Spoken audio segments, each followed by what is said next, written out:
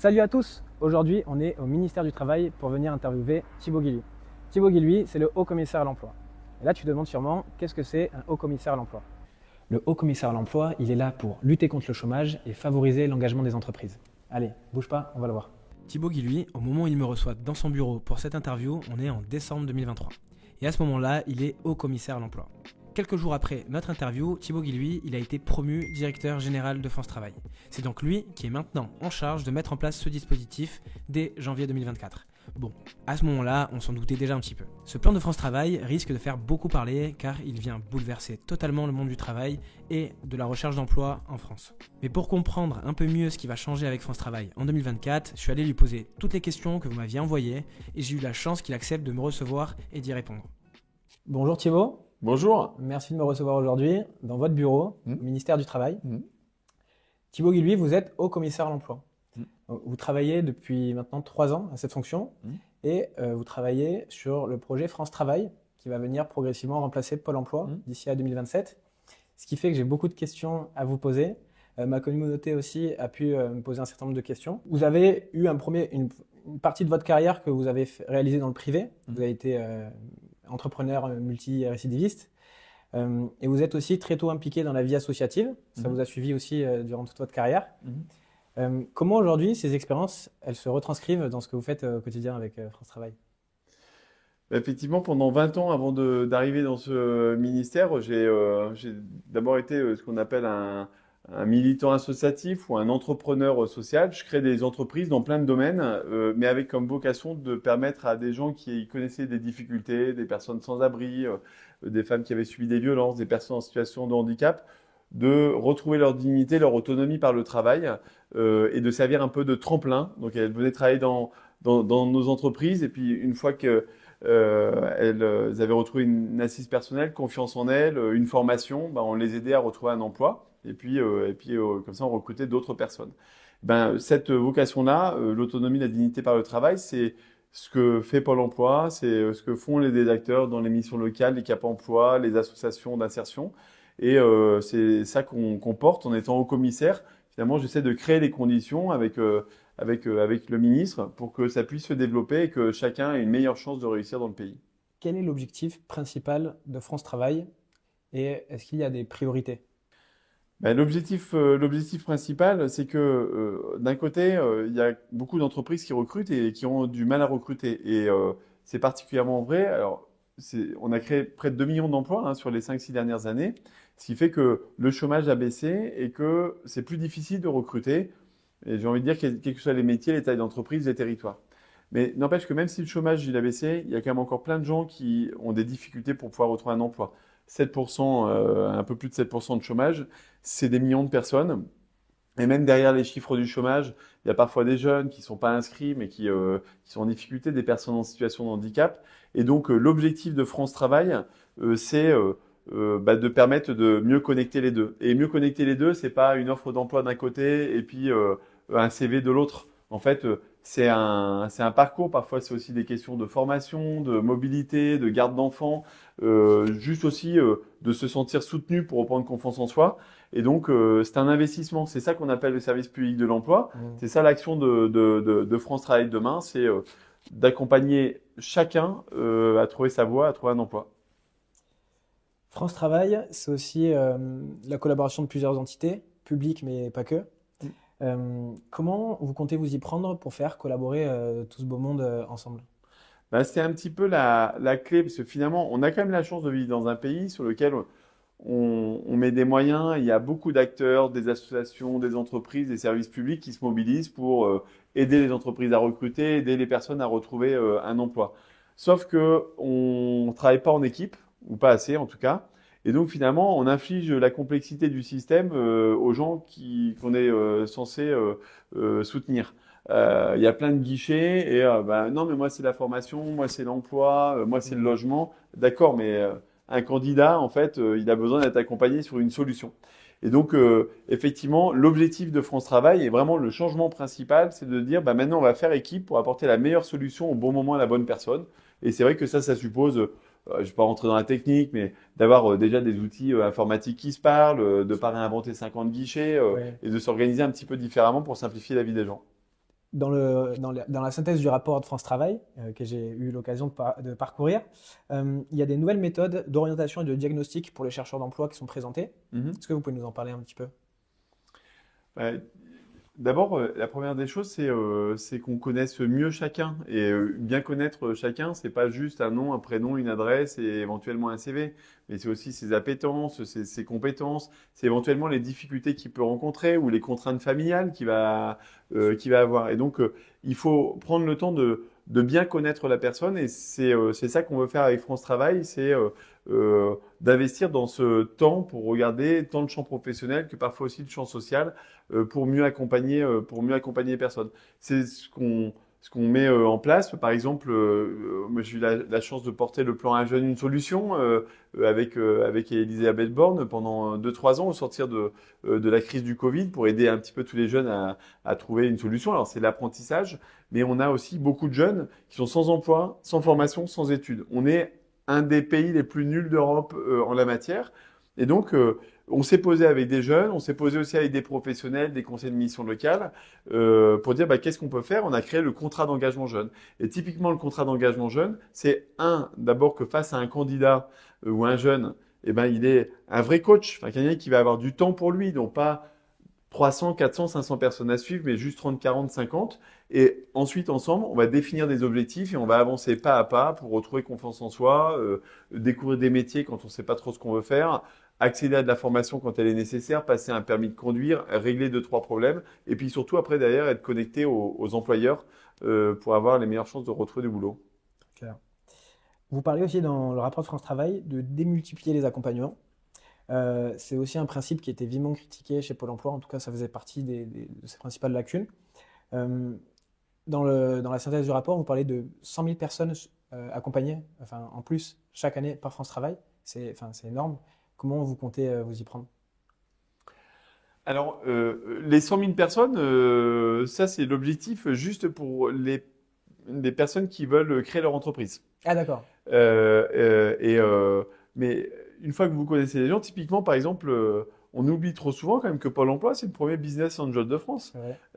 L'année dernière, c'est 229 000 personnes qui ont été aidées, qui ont été indemnisées pour créer leur entreprise. Simplement, ce qu'on veut faire avec France Travail, c'est de beaucoup plus accompagner chaque personne dans son projet de création d'entreprise. Entre celui qui est accompagné et celui qui ne l'est pas, il y a 20 points de plus de chances de réussir à créer son entreprise et que 3 ans après, il soit installé et voire même qu'il se mette lui-même à recruter des gens.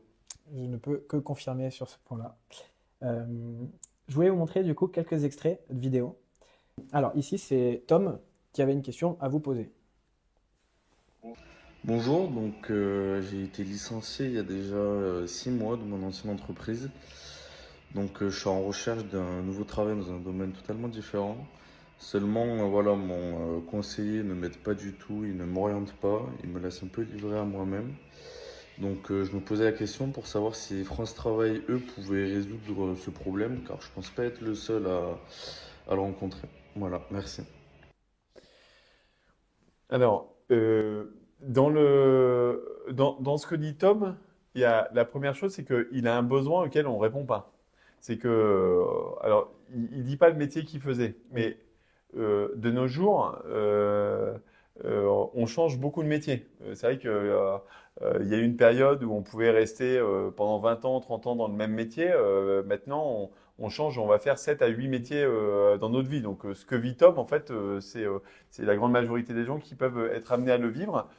Nous, ce qu'on cherche justement dans France Travail, c'est ce que vous disiez tout à l'heure sur l'accompagnement, c'est que s'il a une reconversion, finalement, s'il doit réfléchir à quel autre métier, tout seul, c'est compliqué. Et là, la première des choses, c'est qu'il y ait une personne qui prenne du temps. Alors, s'il a moins de 25 ans, il peut déjà signer un contrat d'engagement jeune. Il aura un coach à Pôle emploi ou dans la mission locale qui va prendre du temps avec lui et qui va même organiser dans la semaine ses expériences. Je pense qu'il faut qu'il réfléchisse au champ des possibles parce qu'il ne faut pas oublier que les gens en fait n'ont pas d'idée de tous les métiers qui existent. Et donc, c'est important déjà de faire le point avec lui de ce qu'il aime, ce qu'il sait faire. Mais ce qu'il sait faire, c'est pas seulement sa dernière expérience professionnelle. Mais parfois, il a fait du sport, il a eu des gamins.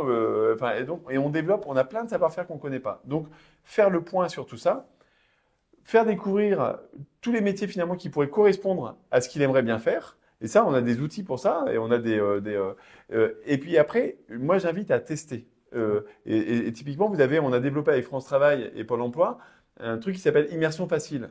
Et moi, je conseille vraiment aux gens, c'est un stage, c'est une journée, une semaine, un mois maximum. Et Tom est peut-être intéressé à être boulanger. Ça vaut peut-être le coup qu'il fasse une expérience en boulangerie pendant une semaine, parce que peut-être qu'au bout d'une semaine, il va s'apercevoir que de se lever à 3 heures du matin, ou qu'il est allergique à la farine, tout bêtement. Et donc, c'est ça, en fait, France Travail, c'est d'accompagner les personnes en fonction de leurs besoins à trouver leur voie. Et Tom, il a moins de 25 ans. Ah bah, ça tombe bien. Donc, il va sur Un jeune, une solution. Voilà. Il s'inscrit et il sera rappelé dans les 72 heures par un conseiller de Pôle emploi ou d'une mission locale pour lui proposer un contrat d'engagement. En parlant de conseiller, dans l'avant-propos de la synthèse du rapport, il est écrit qu'on est aujourd'hui à un équivalent temps plein du public de l'emploi pour 98 demandeurs d'emploi en France, contre 1 pour 38 en Allemagne. Ouais. Est-ce qu'aujourd'hui, plus d'accompagnement, ça passe nécessairement par plus de conseillers ? En tout cas, ce qui est sûr, à la fin, ce qui compte, plus de conseillers, il y en a dans plein d'endroits différents, en mission locale, à Pôle emploi, mais vous en avez aussi dans les centres d'hébergement, dans les centres d'action sociale. Enfin, je ne vais pas vous faire tout le décor. Par contre, ce qui est important, c'est que pour ceux qui en expriment le besoin, ils puissent avoir un conseiller. Mais un conseiller, quand c'est un conseiller pour 500 personnes, par définition, il n'a pas le temps de vous connaître, il n'a même pas le temps parfois de vous recevoir. Et donc, faut pas dire ah bah oui mais Pôle emploi ou la mission locale s'occupe pas bien de moi si jamais en fait on crée pas les conditions pour que ça puisse fonctionner. Et donc que ce soit le contrat d'engagement jeune, et vous savez aussi là on est en train de réformer le RSA. J'ai eu tout un tas d'absurdités d'ailleurs sur cette réforme du RSA. J'ai quelques petites questions. Ben, on en parlera après, mais le premier des principes c'est que le conseiller il n'est pas 300 personnes à suivre. Attention. Quand c'est des gens qui ont envie d'avoir des contacts hebdomadaires ou réguliers pour pouvoir organiser leur parcours. Et donc ça c'est clé, ça fait partie de France Travail que de s'assurer que pour ceux qui en ont besoin, ils aient un conseiller qui ait le temps de s'occuper d'eux. On a 61% des recrutements qui sont jugés difficiles, c'est une source de Pôle emploi. Est-ce que les entreprises elles sont soutenues dans leur recrutement ? Alors, oui, mais insuffisamment. Oui, franchement, par exemple, Pôle emploi a développé maintenant un réseau de 5800 conseillers entreprises qui accompagnent les entreprises dans leur projet de recrutement. À côté de Pôle emploi, il y a aussi d'autres acteurs. Je pense aux chambres de commerce, je pense aux OPCO qui sont les acteurs qui financent la formation. Mais vous voyez, tout ça, c'est plein de sigles. Mais à la fin, en fait, qui recrute? C'est d'abord un chef d'entreprise qui a souvent moins de 50 salariés. 7 recrutements sur 10 se font dans des petites et moyennes entreprises. Ils n'ont pas un DRH pour pouvoir décrypter tous nos dispositifs. Et donc, ce que on est en train de préparer, ce qu'on veut mettre en place avec France Travail, c'est un petit peu comme pour un demandeur d'emploi, que pour ces chefs d'entreprise-là, déjà, ils ont un interlocuteur privilégié. Et que nous, ensuite, on s'organise pour amener les bons outils et les bonnes solutions. La bonne nouvelle, c'est que franchement, les outils qui fonctionnent, ils existent. Mais j'ai été, par exemple, avec les cafés, restaurants, hôtels la semaine dernière. Il y avait plein de témoignages super sur les services qui étaient apportés par Pôle emploi demain France Travail, sauf qu'il n'y en a que 30% qui les utilisent. Okay. Et donc, notre enjeu, c'est d'aller frapper à la porte de toutes les entreprises et de leur dire, voilà, on va vous accompagner, on est là pour vous accompagner à créer des emplois. Une petite question qui revenait pas mal. On a connu la NPE, on a connu les ACDIC, on a connu Pôle emploi, maintenant France Travail. Certains se questionnent pour dire qu'est-ce qui change concrètement. Franchement, c'est pas le changement de nom, et moi je me lève pas tous les matins pour changer juste l'enseigne d'un acteur. Mais derrière France Travail, c'est quand même un projet qu'on a élaboré d'abord avec avec tous ceux qui font l'insertion, la formation et l'emploi un peu partout dans le pays. Vous savez, j'ai passé 8 mois, je pense que j'ai dû faire 150 ou 200 déplacements. J'ai fait à peu près tous les départements de France. Parce que la première des choses, c'est que la bonne nouvelle, c'est que face à tous les problèmes qu'on peut rencontrer, il y a toujours des gens quelque part dans le pays qui ont trouvé la bonne solution. Simplement, elle est bien développée dans le Pas-de-Calais, mais elle pourrait bénéficier aux gens dans les Alpes-Maritimes ou réciproquement. Et donc, le plan d'action, et puis visiblement, vous l'avez lu, les 99 propositions, c'est des actions très concrètes. Moi, j'ai rien inventé. J'ai juste été regarder ce qui fonctionnait et créer les conditions. Notre objectif, c'est de créer les conditions pour que ça puisse fonctionner. Et ce principe de coopération, ça, c'est un changement majeur qui amène à envoyer un signal aussi qu'il faut qu'on fasse évoluer notre service public de l'emploi pour faire équipe ensemble, pour apporter les meilleures solutions à tous les demandeurs d'emploi et à tous les chefs d'entreprise. On a rarement connu un taux de chômage aussi faible. On est aux alentours de 7%, c'est peu. Pourtant, on a encore des problématiques, notamment avec les nouveaux entrants, les juniors, qui quelquefois rencontrent des obstacles à leur embauche, à savoir le manque d'expérience. C'est d'ailleurs des publics avec lesquels je traite quotidiennement. Aujourd'hui, quelles vont être les solutions? Enfin, tout à l'heure, on en a évoqué certaines, mais il y a aussi de nouvelles attentes de cette génération-là, notamment sur les conditions de travail hybrides et rechercher du sens dans leur travail. Est-ce que ça, c'est quelque chose qui est aujourd'hui compris et traité par France Travail?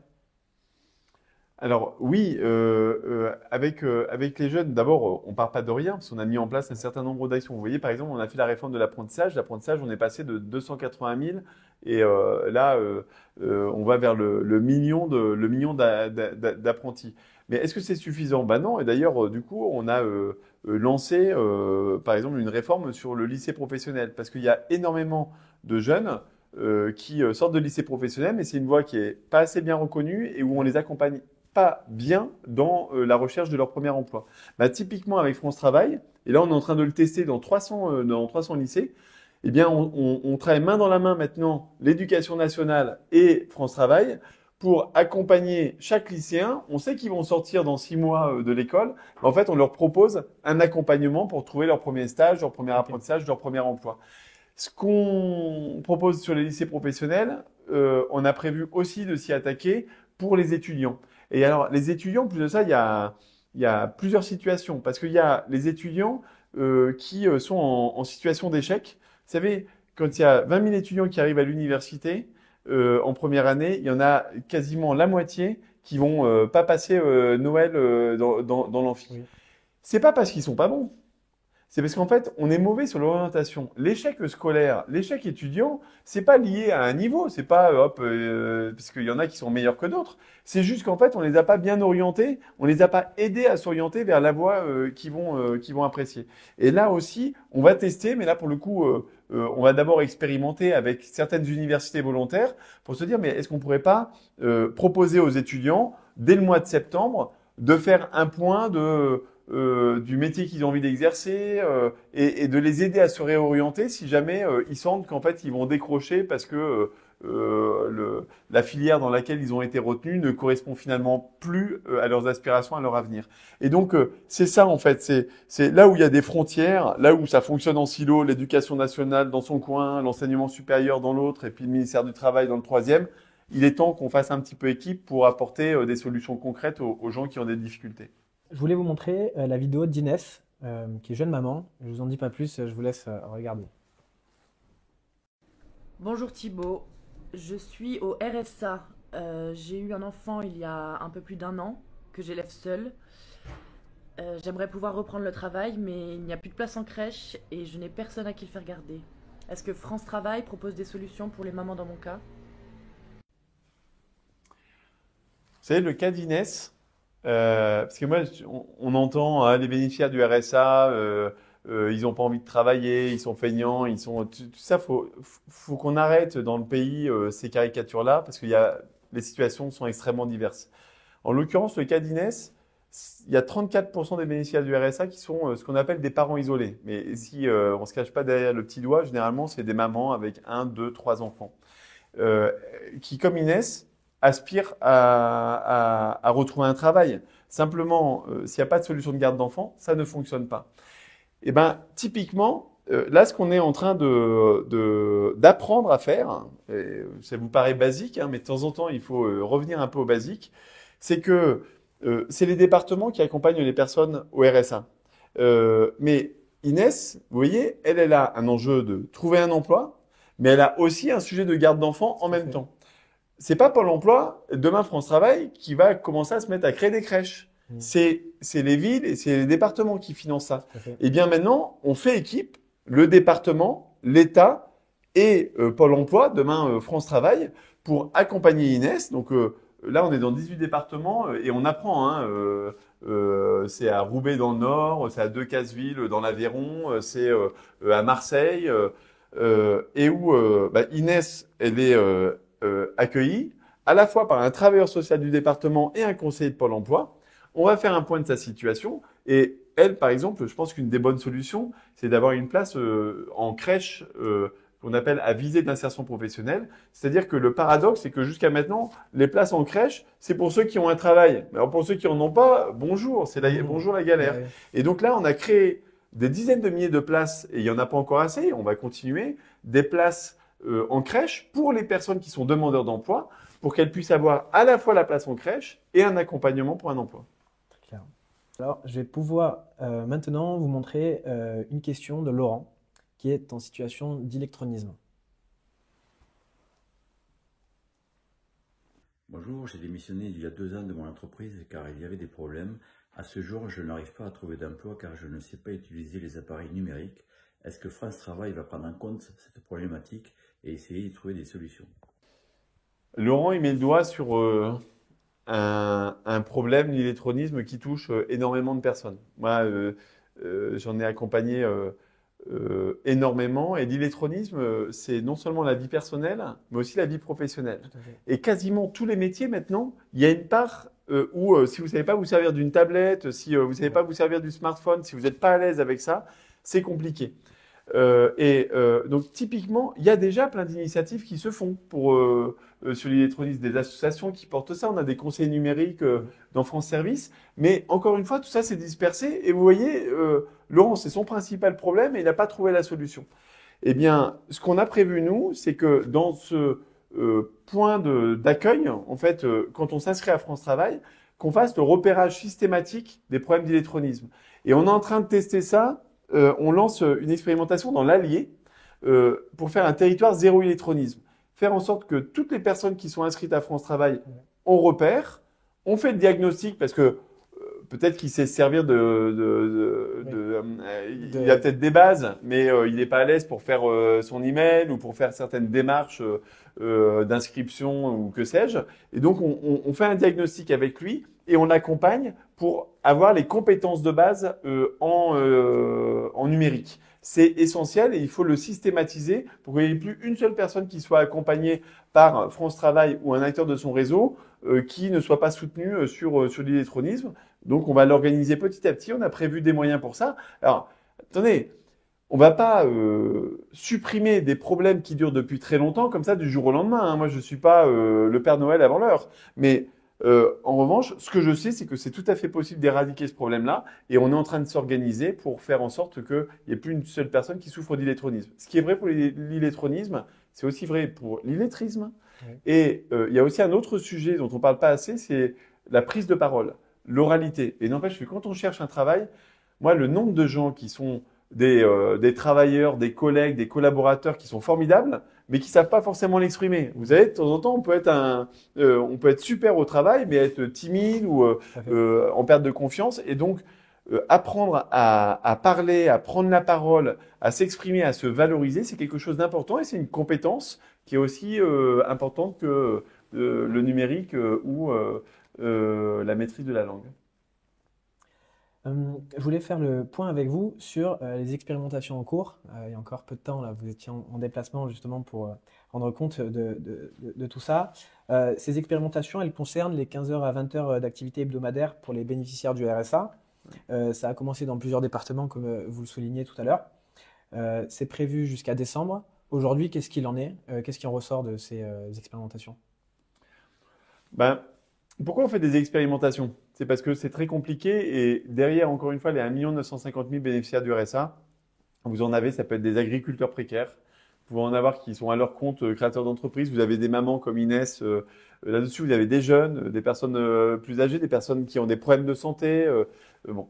Et donc, la réponse peut pas être la même pour tous. Et puis, d'un territoire à un autre, c'est pas non plus tout à fait la même chose. Donc, notre engagement, c'est de faire en sorte que d'ici 2027, il n'y ait plus un seul bénéficiaire du RSA qui ne soit pas connu, accompagné et aidé pour son retour à l'emploi. Et on le fait par étapes. Les premiers retours d'apprentissage qu'on a dans les 18 départements, d'abord, notre objectif, c'est que 100% des bénéficiaires du RSA soient identifiés et qu'on aille vers eux pour leur proposer une solution. Y compris ceux qui, parfois, y sont depuis 5, 10, 15 ans et plus. La deuxième chose, c'est ce double regard dont je vous parlais, social et professionnel. Donc, tout le monde, on fait un diagnostic. Et qu'est-ce qui change? C'est que quand on regarde la personne par son potentiel, eh bien, on voit des possibilités d'emploi beaucoup plus nombreuses. Et là où aujourd'hui, il n'y en a que 40% qui sont accompagnés vers l'emploi, dans les territoires d'expérimentation, il y en a 85% qui ont un accompagnement vers l'emploi. Donc, on règle les problèmes sociaux, mais on accompagne vers l'emploi en même temps. Et puis après, il y a aussi simplifier la vie des gens. Donc, on développe tout un tas d'outils. Et je vais vous en donner un basique. On mettait en moyenne 150 jours entre le moment où la personne s'inscrivait au RSA et le moment où elle rencontrait son conseiller ou sa conseillère à Pôle emploi pour pouvoir l'accompagner. Tout ça parce qu'il y avait des problèmes administratifs, des problèmes techniques. On a développé mes rendez-vous sociaux. C'est un outil assez simple pour pouvoir prendre rendez-vous avec son conseiller. Et on est passé à 20 jours. Et donc, on simplifie la vie des gens et on accélère le parcours de retour à l'emploi. Maintenant, il y a encore plein de choses à apprendre, plein de choses sur lesquelles on doit progresser. Et dès 2024, on va passer de 18 départements à, j'imagine, une quarantaine, de 40 000 bénéficiaires du RSA potentiellement concernés à 200, 250 000. Et puis en 2025, on montera en puissance. Mais on prend le temps chaque jour d'apprendre des retours d'expérience du terrain pour améliorer le système, pour l'adapter à chaque besoin, chaque personne, chaque territoire. Thibaut Guilhuy, on a une connaissance en commun, c'est Michel Coury, avec qui je porte le projet du kit du candidat depuis maintenant plus de 6 mois. Il avait une question à vous poser, je vous laisse avec sa question. Salut Thibaut, j'espère que tu vas bien. Je sais que tu encourages beaucoup d'entreprises privées à apporter un accompagnement et des aides très ciblées pour les chercheurs d'emploi. Avec Thibaut, on a lancé le kit du candidat. On apporte un accompagnement très spécifique sur toutes les étapes de la recherche d'un emploi. On a déjà aidé plus de 20 000 personnes. Que penses-tu de cette initiative? D'abord, j'en profite pour dire, Michel, moi je le suis sur LinkedIn depuis quasiment sa création. Et il y a deux choses que je trouve top dans les messages que j'entends et qui résonnent très fort dans le projet de France Travail. Le premier, c'est que il est hyper positif, hyper bienveillant et hyper soutenant pour les candidats. Et quand on est demandeur d'emploi, s'il y a bien un truc dans mon expérience personnelle, c'est la perte de confiance en soi. On peut vite perdre confiance en soi là-dessus et donc c'est important d'encourager, de soutenir. Et puis la deuxième chose qu'il dit aussi, c'est qu'il y a aussi une bonne partie de la réponse à notre problématique qui est chez l'entrepreneur, enfin chez l'employeur lui-même, et qu'il faut aussi que les entreprises évoluent dans leur pratique, dans leur manière de recruter, dans leur manière parfois de discriminer par des stéréotypes. Ah bah t'es trop jeune, t'es trop vieux, t'es en situation de handicap, t'as pas le bon nom, t'as pas la bonne adresse. Et ça, c'est aussi dans le projet de France Travail que d'accompagner vraiment les entreprises à développer leur capacité à s'ouvrir à tous les talents, quels qu'ils soient. Désolé pour cette petite parenthèse, mais évidemment, du coup, ce que j'aime bien aussi chez Michel Coury, je ne savais pas mais je l'ai découvert là, que vous aviez ce projet ensemble. J'avais entendu parler du kit du candidat, mais je ne savais pas que vous l'aviez monté à deux. C'est que vous êtes dans le concret. Et moi, je trouve ça génial, le kit du candidat. D'ailleurs, on en a parlé, si on peut être honnête, juste avant le début de l'interview. Et France Travail gagnera en fait à travailler main dans la main avec tous ceux qui se bougent et qui se lèvent le matin pour essayer d'aider les gens à retrouver un travail. Et donc le kit du candidat, ça fonctionne pour 20 000. On va regarder, mais moi ça m'intéresse vraiment évidemment qu'on regarde avec les équipes de France Travail et puis nos partenaires comment ce type d'initiative si elle aide des candidats, eh ben, on puisse la soutenir et travailler ensemble dessus. À titre personnel, ma vision moi, de la recherche d'emploi, parce que je côtoie beaucoup de candidats au quotidien, on a des personnes qui, hors, problématiques logistiques, rationnelles de recherche d'emploi, tout à l'heure on évoquait la garde d'enfants, on a des personnes qui, dans leur vie, vont devoir se valoriser. Tout à l'heure, on parlait même de la prise de parole, se marketer, donc mettre en avant un CV comme une page de vente dans le marketing. C'est pas des compétences avec lesquelles ils seront tous amenés à travailler au quotidien. Certaines personnes devront le faire 3-4 fois simplement dans leur vie. Et à ce moment-là, on n'a pas toujours les réponses. En tout cas, c'était le cas autrefois, et c'est ce qu'on essaie de faire avec le kit du candidat, justement. Ça fait partie aussi, j'ai cru comprendre, des projets aussi de France Travail, de pousser ça. Ouais, parce qu'en fait, l'histoire de l'emploi, c'est d'abord une histoire de rencontre entre un candidat et un employeur.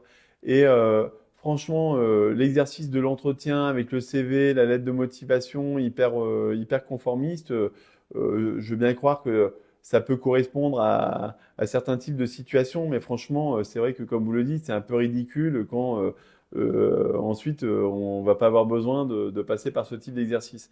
Et typiquement des choses qu'on développe et on va poursuivre et continuer d'innover, c'est tout ce qui est par exemple le recrutement sans CV, méthode de recrutement par simulation, c'est-à-dire on teste les habiletés là-dessus. Et là, il n'y a pas besoin de CV ou de savoir se vendre, mais c'est juste de montrer, en fait, il y a un truc que j'ai pas mal accompagné et dans lequel je crois beaucoup, c'est le recrutement. Vous savez, on fait des job dating sportifs. Ça s'appelle les stages vers l'emploi. En fait, les demandeurs d'emploi, les chefs d'entreprise, on en a fait un au ministère. Tiens, dans le jardin du ministère, il n'y a pas très longtemps. Une centaine de demandeurs d'emploi, une quinzaine de recruteurs. Ils viennent en short ou en jogging. On fait du sport pendant 1h30, 2 heures. Et puis après, un petit gueuleton le midi. Et c'est seulement à 14h que, moi, je suis directeur du supermarché et je cherche, moi, ça fait 2 ans que je galère sur, ah bon? Et on crée des connexions comme ça différentes. Ce qui marche avec le sport, on le démarre avec les musées. Hop, et recréons les conditions de la rencontre. Je crois beaucoup au mentorat. On l'a développé avec un jeune une solution, faire des rencontres professionnelles. Bref, créer les occasions de la rencontre et si possible, pas toujours intermédié par 2 bouts de papier qui sont le CV et la lettre de motivation. C'est vrai. On a très peu évoqué la formation dans le cadre de France Travail. Est-ce qu'aujourd'hui, ça fait partie des enjeux de réduire les freins à la formation, à l'entrée en formation des chercheurs d'emploi? Oui, la formation, c'est un énorme enjeu. Alors après, dans la formation, c'est quand même assez vaste, parce que de temps en temps, ça peut être juste passer un permis de conduire ou faire une remise à niveau. Mais il y a ce qu'on pousse beaucoup, c'est alors ce qu'on appelle les préparations opérationnelles à l'embauche.